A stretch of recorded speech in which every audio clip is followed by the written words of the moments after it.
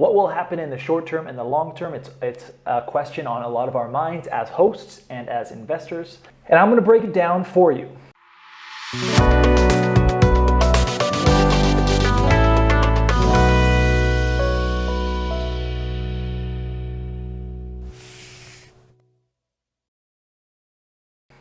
As we know, Airbnb announced, again, for the second time, they'll go public. They first announced September 19th, 2019. They announced it again, August 2020, citing that, hey, we've improved a lot faster than we thought.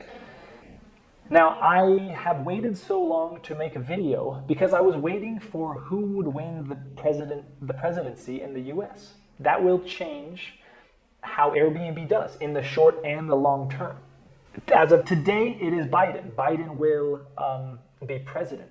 But there also seems to be what seems to be some potential fraud. I don't know what the basis is in it, but it seems like there's at least partly a chance that Trump continues for the next 4 years. Now, as a caveat, something that I found quite interesting in the fraud claims was something called Benford's Law, which is kind of a very interesting mind-bending statistical analysis. If you don't know about that, research that after this video. So how does it matter? Well, if Biden, perception is reality, and the media creates perception. So if Biden wins, which he has currently won, you saw with just a few days of his winning, there was a vaccine. There hadn't been a vaccine forever, and 3 days afterwards, there's apparently a vaccine, and that vaccine will be available by the end of the year. Miraculous. That shot up my own portfolio about 20%. The market went up 1,000 points. That's good. Okay, so if Airbnb is already a public company, because the media is very pro-Biden, they're gonna make things seem less serious and than they currently are, or than they have, and that's good for public companies. That's good for the market, at least in the short term. Now, if Trump continues, that will be, in the short term at least, bad for stock prices, not the actual fundamental of Airbnb, but stock prices.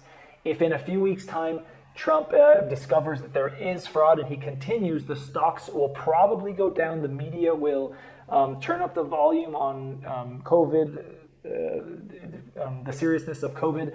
That will shape perception, and that affects global travel, etc. Okay, so keep that in mind. That is important. But I wanted to get this video out eventually because from what I could hear, it could be another month before this is really figured out. A word of caution. There's a few videos out there already. Know who is behind the video. I'm going to tell you a little bit about me in a second. But I've seen a video recently from an Airbnb property manager, a prominent Airbnb property management and Airbnb guru. And you have to realize, and he was negative on Airbnb IPO, and you have to realize where he's coming from.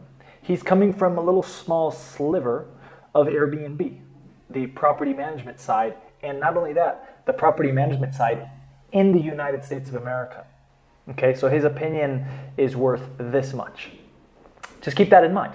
That's not to say you should rely on my opinion. You should take it, know who's behind this, who am I, and take that into consideration when you're deciding whether or not to invest in Airbnb. Now, who am I? I used to work at Airbnb, so I have intimate experience. Nate Blicharczyk interviewed me personally to get into the company. I have personal experience with all three of the co-founders, viewing them as an employee, interacting with them some way, and seeing how they run a business, both when I was inside the business and outside. They make a great team. They've grown tremendously. I'm also an Airbnb guest. I'm speaking to you now from an Airbnb in Sao Paulo, Brazil. I live in Airbnb, so I see the guest side of the advantages that Airbnb has. I'm an Airbnb property manager, okay? And of course, I'm an Airbnb superhost. So with that said, I'm coming from Airbnb in a few different angles. And finally, how could I forget? I help Airbnb hosts around the world on a daily basis. Keep in mind, Airbnb's business is 85% outside the US. The US is about 15% of Airbnb's business. I just want to cover one more point on the video from the Airbnb pundit. I watched the video and he mentioned Airbnb excluding, limiting single night reservations on the platform for Halloween. And he made that seem as if that was a business altering decision. It is not. Airbnb's never been about profit maximization. That's one of the things that makes them so unique. So this Airbnb property manager was coming from the angle of, I can't do one night stays. I'm going to go to other platforms. Okay, that's fine. But the Airbnb is so pro guest that this thing being pro host is kind of welcomed. It's a very high risk day, Airbnb. We're in the middle of coronavirus. If a host declines a bunch of reservations for this day, it hurts their search rank. So I know a lot of hosts, probably more, who would rather their place go vacant than risk a party. I'm highlighting this one specific aspect of the video to kind of give you an overall understanding where his mindset is. It's not where it would be if you're interested in investing in the company. So let's get into it. I'm going to start with the cons and then I'll go with the pros. Oh, by the way, if you believe Jim Cramer, if you're a Jim Cramer fan, he said it'll be a steal, end quote. So he's a big fan of this. Now, let's get into some of the cons here. The biggest con that I see for Airbnb is them going off the tracks, which is what they've done pre-March this year for about 3 years. COVID was, as I said back then, and I maintain now, one of the best things that could have actually happened to Airbnb, because it made them realize, oh, okay, maybe we shouldn't be putting all these resources into starting an airline or the magazine that we have or a movie studio. Yes, a movie studio. Airbnb was creating a movie studio. And this is all with 3 years going by of zero host improvement. I mean, the app is shitty. It's still shitty. It could be improved.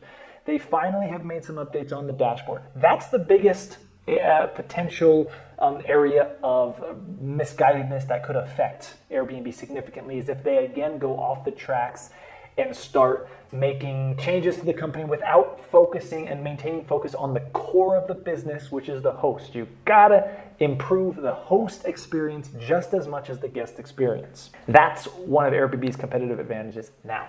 One of the big, for any company, is competition. Now, Airbnb has competition. They're kind of like, they're old school competition, so they're trying to manage to today's day. That's why Airbnb has such an advantage in that respect. However, Airbnb isn't so sticky, especially to the guest. For example, if you have an iPhone, you probably also use a Mac. And same with Google, you got Gmail, you got Google Maps. These are very sticky services. Once you start using them, it's kind of hard to get out of Apple Music and whatnot.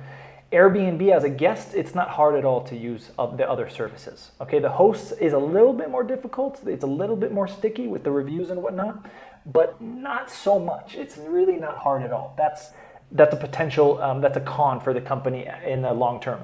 Now, of course, there could be new competitors. The current competitors could improve. That's always a potential issue. I'm going to get into that in the pro side of things in the next section, where Airbnb is kind of insulated from competitors. At least they're not just going to spring up like that on Airbnb.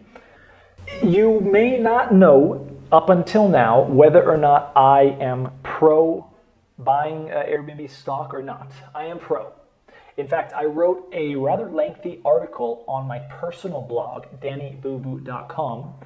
I will add a link here and in the description, and it lays out my thoughts on why do I think Airbnb is worth $140 billion. Yes, $140 billion. That is 5 times more than they're worth now. Now, I wrote this article in December 2019, so a month or so before COVID. Now, I said they're worth that much in 2020. Now, things have changed quite significantly. I still think the fundamental business is the same, though the trajectory of when they're going to reach that amount has been extended. For how long, I don't know. But the point is that I firmly believe Airbnb is worth significantly more than the $18 billion that they're valued on the books with the last round of financing, or what looks to be the $30 billion that they'll go public at. I'm not going to get into that article in detail. The article I said is quite long. Please click in the description after this video if you want to read that article in full. I go at it from Airbnb as a host, as a guest, as an employee, as a property manager, and I lay out my reasons for why I think, how did I get to that $140 billion mark, which I'll briefly cover here. But first, I want to mention the timing. Airbnb has timed the market surprisingly. I don't think they timed it, but it just so happens that this is a better time to go public, December, than March or Q2 of this year, 2020. The reason is because of coronavirus depressed the market. The market was at all-time highs. If the market's at all-time highs, well, you can continue going up, but you'll eventually come down. But nowadays, we're starting at a depressed level. The last quarter, the US economy grew by 33%, biggest of all time.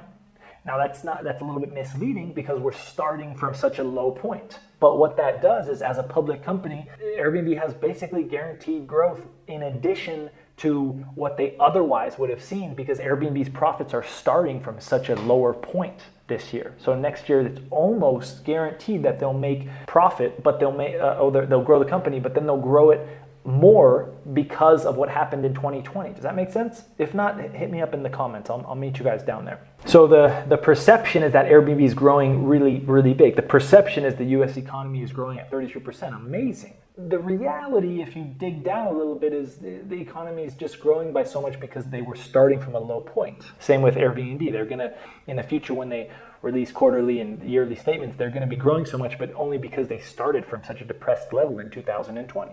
Now, in addition, every year we go, there's a year of Airbnb guests. Maybe the awareness of Airbnb in 20 to 30-year-olds is 50%, maybe more.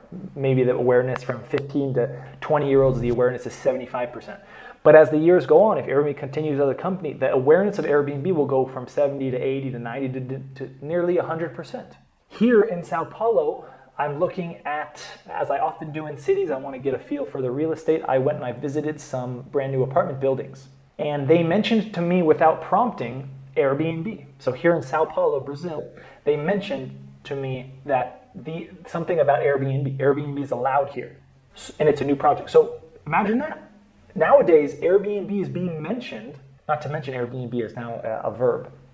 I'm going to Airbnb. Where are you staying? I'm Airbnb-ing this trip. So for all, if that's an indicator for all construction buildings going up, and there's a 2 or 3 year lead time, they're all going to be, they're all considering at least Airbnb, all of them. That's great growth. That lowers the hurdle for people listing on Airbnb. Because some people who are living in apartment buildings, Airbnb came up, I want an Airbnb, but my apartment building is just not so suitable for it. Well, now it's a decision, it's a conscious decision when people are making future home purchases, and for sellers as well. And to wrap up this video, the reason why I think Airbnb is so valuable is because of the following reason. We'll take Uber and we'll compare it to Airbnb. Uber is very similar to Airbnb in that they provide a platform where they match the seller, in this case, a car driver, with a buyer, in this case, a car passenger. Airbnb has a platform as well. They match a home owner with a home renter or a guest. But that's where their similarities disappear. And Uber knows where their seller is, knows where the driver is. Sao Paulo, San Francisco, Paris. Okay, you can market to them and you can grow your company if you have enough capital. That part's easy. Uber also knows where their buyer is, the passenger. No matter where the passenger, what nationality the passenger is in Sao Paulo, in Paris, in New York, in San Francisco, no matter where that passenger is from, where they came from, it doesn't matter. They're in New York, San Francisco. The Uber knows where that buyer is, so they can also market to them. That makes things very easy. That's why Uber had such a huge valuation. That also makes competitors very monetizable, very doable, and we've seen that. We've seen that with Grab in Asia. We've seen that with Yandex in Russia. We've seen that with Bolt in Colombia. We've seen that with all of these startup competitors all around the world. I think it's Didi in China. So Uber didn't have really any kind of a barrier to competition. Anyone could compete with some money because they knew where the buyer and the seller is. Airbnb knows where the seller is. Where's the property? Where's the property? That's where the seller is. You can market there and grow that market pretty easily, at least on the supply side.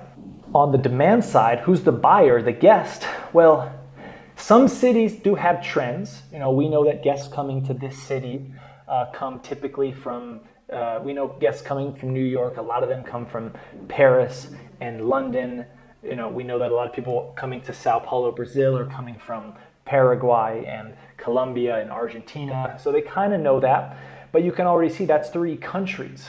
So it gets a lot more complicated targeting the buyer. For that reason, it took Airbnb 4, 5, 6 years to really have a legitimate company.